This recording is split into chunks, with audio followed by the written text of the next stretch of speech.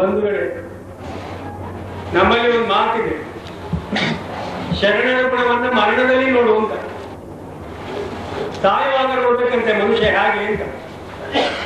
ಅಲ್ಲಿಂದ ನಾನು ಬರ್ತಾ ಇರ್ಬೇಕಾದ್ರೆ ನೋಡ್ತೇನೆ ಮೈಯುದ್ಧದ ಮೆರವಣಿಗೆ.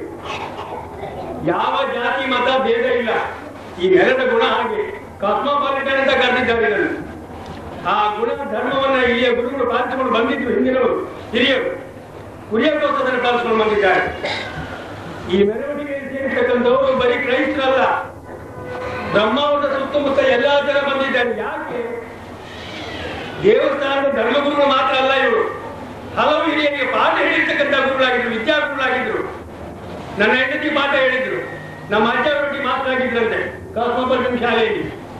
ಆ ಒಂದು ಋಣ ತೀರಿಸಲಿಕ್ಕೋಸ್ಕರ ಬಹಳ ಜನ ಇಲ್ಲಿಗೆ ಬಂದಿದ್ರು. ಅದನ್ನೇ ನಾನು ಹೇಳಿದ್ದು, ಶರಣರ ಗುಣವನ್ನ ಮರಣದಲ್ಲಿ ನೋಡಬೇಕು. ಸಾಯುವಾಗ ಎಷ್ಟು ಜನ ಸೇರ್ತಾರೆ, ಏನ್ ಮಾತಾಡ್ತಾರೆ ಅನ್ನೋ ಪ್ರಶ್ನೆ. ಫಾದರ್ ಕುರಿಯಾಕೋ ಒಬ್ಬರು ಶರಣರು, ಸನ್ಯಾಸಿಗಳು, ಸಂಸಾರ ಇರತಕ್ಕಂಥವರು, ಸಮಾಜ ಸೇವೆಗೋಸ್ಕರವಾಗಿ ಹುಟ್ಟಿದವರು, ಅದನ್ನು ಚೆನ್ನಾಗಿ ನಡೆಸಿದವರು. ಪ್ರಕೃತಿ ಇಲ್ಲಿಯ ಇತ್ಯರ್ಥಕ್ಕೆ ಮಾತ್ರ ನಾನು ಹೇಳುವುದಾದ್ರೆ, ಇಂಥದ್ದೇ ಒಂದು ಸಂದರ್ಭ 53ನೇ ಇಸ್ವಿಯ ಸೆಪ್ಟೆಂಬರ್ 14ನೇ ತಾರೀಕು 13ನೇ ತಾರೀಕು ಅಂತ ಕಾಣ್ತದೆ. ನಾವಲ್ಲಿ ಪಾಠ ಮಾಡ್ತಾ ಇರುವಾಗ ಈಗ ದೊಡ್ಡ ಗಂಟೆ ಕೇಳಿತು. ಹೈಸ್ಕೂಲ್ ಸ್ಥಾಪಿಸಿರ್ತಕ್ಕಂತಹ ದೊಡ್ಡ ಗುರುಗಳು, ಊರಿನ ಎಲ್ಲಾ ಜನರಲ್ಲಿ ಮೆಚ್ಚುಗೆಯನ್ನು ಗಳಿಸಿರ್ತಕ್ಕಂಥವರು ಫಾದರ್ ಕೋಚಿಯವರು ಹೈಸ್ಕೂಲ್ ಸ್ಥಾಪನೆ ಆದ 3 ತಿಂಗಳಲ್ಲಿ ನಿಧನರಾದರು. ಒಂದು 2 ತಿಂಗಳು ಒಂದು ಬಹಳ ಸಂಕಟದಲ್ಲಿ ನಾವಿದ್ದೆವು. ಈ ಹೈಸ್ಕೂಲಿನ ಮುಂದೆ ಹೇಗೆ ನಡೀತದೆ, ಈಗ ಇಲ್ಲೇ ಕೆಲಸಗಳಲ್ಲಿ ಹೇಗೆ ನಡೀತದೆ, ಯಜಮಾನ ಇಲ್ಲದ ಸಂಸ್ಥೆ ಆಗಲ್ಲ ಅಂತ ಬೇಸರದಲ್ಲಿದ್ದಾಗ ನಮ್ಮ ಸ್ನೇಹಿತರು ಮಾಸ್ಟ್ರು, PR ಮಾಸ್ಟ್ರು ಕೇರಳಕ್ಕೆ ಹೋಗಿ ಇವರನ್ನ ಕರ್ಕೊಂಡು ಬಂದ್ರು. ಇವರನ್ನೇ ಯಾಕೆ ಕರ್ಕೊಂಡು ಬಂದ್ರು? ಊರಿನ ಜನರ ಪರಿಚಯ ಇರ್ತಕ್ಕಂಥವ್ರು, ಬರೀ ಕ್ರೈಸ್ತರು ಮಾತ್ರ ಅಲ್ಲ, ಹೈಸ್ಕೂಲ್ ಎಲ್ಲಾ ವರ್ಗದ ಜನ ಬರ್ತಾರೆ. ಜನರ ವಿಶ್ವಾಸ ಗಳಿಸಬೇಕಾಗುತ್ತೆ. ಅಂತ ವಿಶ್ವಾಸವನ್ನು ಗಳಿಸಿಕೊಂಡು ದಕ್ಷತೆಯಿಂದ ಈ ಸಂಸ್ಥೆಗಳನ್ನು ನಡೆಸಿಕೊಂಡು ಹೋಗುವುದಕ್ಕೆ ಸಾಧ್ಯವಾಗತಕ್ಕಂಥವರು ಇವರು ಅಂತ ಹೇಳಿ ಅವರನ್ನ ಕರ್ಕೊಂಡು ಬಂದ್ರು. 53ನೇ ಡಿಸೆಂಬರ್ ಫಾದರ್ ಕುರಿಯಾಕೋಸಿ ಬಂದದ್ದು. ಆಗ ನಾನು ಅಧ್ಯಾಪನ ಆಗಿದ್ದೆ. ಆದ್ದರಿಂದ ಅವರ ಜೊತೆಯಲ್ಲಿ ಕೆಲಸ ಮಾಡೋ ಭಾಗ್ಯ ನನ್ನದಾಗಿತ್ತು.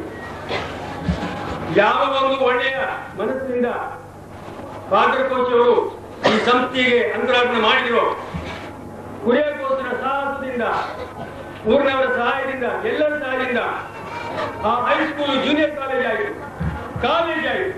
ಅದರ ಸಂತೋಷವನ್ನು ನೋಡಿದ್ದಾರೆ. 1 ತಿಂಗಳ 2 ತಿಂಗಳ ಹಿಂದೆ ನಾನು ಬಂದಾಗ ನಮ್ಮ ಶಾಲೆಗೆ ಗ್ರಾಂಟ್ ಬರಲಿಲ್ಲ ಬೈಗಾಡಿಯವರೇ. ಅದೇ ಇಂಥ ಕಷ್ಟ ಬಂದಾಗ ಮಾತ್ರ ಮಾತಾಡ್ತಾರೆ. ಬರ್ತದೆ ಫಾದರ್, ಇವತ್ತು 5ನೇ ವರ್ಷ ಅಲ್ಲೋ, ಇವತ್ತು ಕೊಡ್ತಾರೆ. 1 ಗಂಟೆ ಮಾತಾಡಿದ್ದೆವು. ಏನ್ ಹೇಳ್ತೀರಿ ನೀವು ಹೇಳಿದ್ರು, ಒಂದು ಮಾತಾ ನಾವು ಹೇಳಿದ್ದೇವೆ. ನನಗೆ ನಗು ಬರ್ತದೆ. ದೇವರ ಹತ್ರ ನಾನು ಪ್ರಾರ್ಥನೆ ಮಾಡ್ತೇನೆ, ನಿಮಗೆ ಸುಖವಾದ ಮರಣ ಬೇಗ ಬರಲಿ ಅಂತ ಅಂದೆ. ಯಾವಾಗಲೂ ಸತ್ಯವನ್ನೇ ಮಾತಾಡೋ ಕೆಟ್ಟ ನಾವಿಗೆ ನಿಂದು ಅಲ್ಲ ಫಾದರ್. ಒಳಗಿರ್ತಕ್ಕಂಥದ್ದು ಆತ್ಮ ದೇವರದು, ಹೊರಗಿರ್ತಕ್ಕಂಥದ್ದು ಶರೀರ ಮೃತ್ಯು ಶರೀರ. ಅದು ಶರೀರಕ್ಕೆ ಮತ್ತೆ ಆತ್ಮಕ್ಕೆ ಘರ್ಷಣೆ ಆಗ್ತದೆ, ಆತ್ಮಕ್ಕೆ ನೋವಾಗ್ತದೆ. ಈ ಆತ್ಮ ಬೇಗ ಹೋಗ್ಬೇಕಾಗ್ತದೆ. ನಿಮ್ಮ ಧರ್ಮಶಾಸ್ತ್ರದಲ್ಲಿ ಹೇಳಿದ್ದು ಅದೇ, ನಮ್ಮ ಧರ್ಮಶಾಸ್ತ್ರದಲ್ಲಿ ಹೇಳಿದ್ದು ಅದೇ. ಆದ್ರಿಂದ ನಿಮ್ಮ ಕಾಯ ಆ ಸ್ವಭಾವದ್ದು ನೀವು ಬೇಗ ಶಾಂತದಿಂದ ಕಣ್ಮುಚ್ಚಬೇಕು ಅಂತ ಹೇಳಿದೆ. ನಿನ್ನೆ ಬೆಳಿಗ್ಗೆ ಆ ವರ್ತಮಾನ ಸಿಕ್ಕಿದಾಗ ಅವರಿಗೆ ಕಷ್ಟದಿಂದ ಬಿಡುಗಡೆ ಆಯಿತು ಅಂತ ನನಗೆ ಅನಿಸಿತು. ಭಗವಂತನ ಪಾದವನ್ನು ಆತ್ಮ ಸೇರಿದೆ. ಇವತ್ತು ನಾವು ಮಾಡ್ತಕ್ಕಂತಹ ಕೆಲಸ, ಈ ಪಾರ್ಥಿವ ಶರೀರ ಪ್ರಕೃತಿಯ ಪಂಚಭೂತಗಳಿಂದ ಸೇರ್ತಕ್ಕಂಥದ್ದು. ಬಹುಬೇಗ ಮತ್ತೆ ಅದರ ಒಟ್ಟಿಗೆ ನಾವು ಸೇರ್ತಕ್ಕಂಥದ್ದು. ಒಳ್ಳೆಯ ದಿವಸ, ಭಾನುವಾರ ದಿವಸ. ಈಗ ಎಲ್ಲರೂ ಬರ್ತಾರೆ, ಎಲ್ಲರೂ ಮಣ್ಣು ಹಾಕ್ತಾರೆ. ಅದೊಂದು ಒಳ್ಳೆಯ ದಿವಸ. ನನಗೆ ಗುರುಗೋತ ಕಥೆಯಲ್ಲಿ ಇನಾತ್ಮಾರ್ಥ ಅಲ್ಲ ಅಂತ ಹೇಳ್ತಾರೆ. ನನಗೆ ಓದಿದ ನೆನಪಿದೆ. ಕ್ರೈಸ್ತನ ಕ್ರೂಸಿಫಿಕೇಶನ್ ಶುಕ್ರವಾರ ದಿವಸ ನಡೀತು. ಮರುದಿವಸ ಒಂದು ಹಬ್ಬ ನಡೆದಿದೆ, ಫಸ್ಟ್ ಹಬ್ಬದ ಊಟ ಮಾಡಿದ್ರು ಅಂತ. ಅದು ಮುಂಚಿನ ದಿವಸ ನೀವು ಹೇಳ್ತಾರೆ, ಮರುದಿವಸ ಒಂದು ಹಬ್ಬ ಇತ್ತು ನೆನಪು. ಏನಾಗಿ ಶನಿವಾರ ಒಂದು ಒಳ್ಳೆಯ ದಿವಸ. ಆ ಒಳ್ಳೆಯ ಹೊತ್ತಿನಲ್ಲಿ ಈ ಆತ್ಮ ಈ ಶರೀರದಿಂದ ಬಿಡುಗಡೆ ಆಗಿದೆ, ಪರಮಾತ್ಮನ ಪಾದವನ್ನು ಸೇರಿದೆ. ನೀವು ಈಗ ಈ ಸ್ವಲ್ಪ ಹೊತ್ತಿನಲ್ಲಿ ದೇವರ ಸಾನ್ನಿಧ್ಯಕ್ಕೆ ಅವನ್ನ ಸೇರಿಸ್ತೀರಿ. ಹುಟ್ಟು ಸಾವು, ಇದು ಹುಟ್ಟುವುದು ಎಷ್ಟು ಅವಶ್ಯವೋ ಸಾವು ಅಷ್ಟೇ ಅವಶ್ಯ. ಸಾವಿನ ರೀತಿ ಯಾರಿಗೂ ಸಾಧ್ಯ ಇಲ್ಲ, ದೇವರೊಬ್ಬರಿಗೆ ಮಾತ್ರ ಸಾಧ್ಯ ಆಗಿತ್ತು. ಅದು ನಾವು ನೋಡ್ಲಿಲ್ಲ. ಹುಟ್ಟುವಾಗಲೇ ಸಾವು ಬೆನ್ನಿಂದ ಬರ್ಕೊಂಡು ಬರ್ತಾನೆ. ಸಾವು ಒಳ್ಳೆ ರೀತಿಯಲ್ಲಿ ಆಗ್ತಕ್ಕಂಥದ್ದು ಮುಖ್ಯ. ಅದು ಒಳ್ಳೆ ರೀತಿಯಲ್ಲೇ ನಡೆದರೆ. ಈಗ ಹುಟ್ಟಿಗೆ ಸಾವು ಉಂಟು, ಆದರೆ ನೆನಪಿಗೆ ಸಾವಿಲ್ಲ. ನಮ್ಮ ಕೆಲಸ ಅವರ ಒಳ್ಳೆ ಗುಣಗಳನ್ನು ಸ್ಮರಿಸತಕ್ಕಂಥದ್ದು. ದೊಡ್ಡ ದೊಡ್ಡ ಸಂಸ್ಥೆಗಳನ್ನು ಬಿಟ್ಟು ಹೋಗಿದ್ದಾರೆ. ಇನ್ನು ಮುಂದೆ ಯಾರು ನನಗೂ ಈಗ ಅನುಮಾನ ಆಗ್ತಾ ಇದೆ.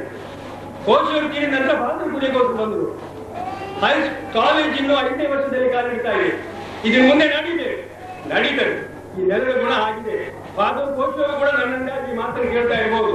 ನನ್ನ ಶಿಷ್ಯ ಈಗ ನನ್ನ ಜೊತೆ ಬಂದಿದ್ದಾನೆ, ಮುಂದೆ ಇನ್ನು ನನ್ನ ಶಿಷ್ಯನಿಗಿರ್ತಾನೆ ಅಂತ ಅವಕಾಶವನ್ನು ಮಾಡಬಹುದು. ಈ ನೆಲದ ಗುಣದಿಂದ ಯಾವ ಸಂಸ್ಥೆಯೂ ಖಾಲಿ ಆಗೋದಿಲ್ಲ. ಆ ಕಾಲೇಜು ಮುಂದೆ ಉತ್ತರೋತ್ತರವಾಗಿ ನಡೀತದೆ. ನೀವೆಲ್ಲರೂ ಈ ಅಧಿಕಾರಿಯ ಸಹಕಾರ ಕೊಡ್ತಕ್ಕಂಥದ್ದು ಕಾಸ್ಮಾಪಾಲಿಟನ್ ಎಂಬ ನೇಚರ್, ಆ ಸ್ವಭಾವ ಈ ಮಣ್ಣಿನಲ್ಲಿ ಸದಾ ಉಳಿಬೇಕು. ಅವು ಯಾವ ಕನಸನ್ನು ಕಂಡಿದ್ದಾರೆ ಅದು ಬರೀ ರೈತ ಬಂಧುಗಳಿಗೆ ಮಾತ್ರ ಅಲ್ಲ, ಎಲ್ಲ ಧರ್ಮದವರಿಗೆ ಅದು ಅದರ ಲಾಭ ಸಿಗಬೇಕು. ಹಾಗೆ ನೀವು ಸಹಕರಿಸಬೇಕು. ಎರಡು ಮಾತು ಹೇಳಿ ಅವರ ಪಾರ್ಥಿವ ಶರೀರ ಈಗ ಮಣ್ಣಾಗ್ತದೆ. ಆತ್ಮಕ್ಕೆ ಶಾಂತಿ ಕೊಡಬೇಕು ಅಂತ ಹೇಳುವ ಒಂದು ಸಂಪ್ರದಾಯ ಉಂಟು. ನನಗೇನಾದ್ರು ಒಪ್ಪಿಗೆ ಇಲ್ಲ. ಭಗವಂತನ ಪಾದ ಸೇರಿರ್ತಕ್ಕಂಥ ಆತ್ಮಕ್ಕೆ ಶಾಂತಿ ಕೊಡ್ಲಿಕ್ಕೆ ನಾವು ಯಾರು? ಆದರೂ ಸಂಪ್ರದಾಯದಂತೆ ಅವರ ಆತ್ಮಕ್ಕೆ ಶಾಂತಿ ಕೋರಲಿ.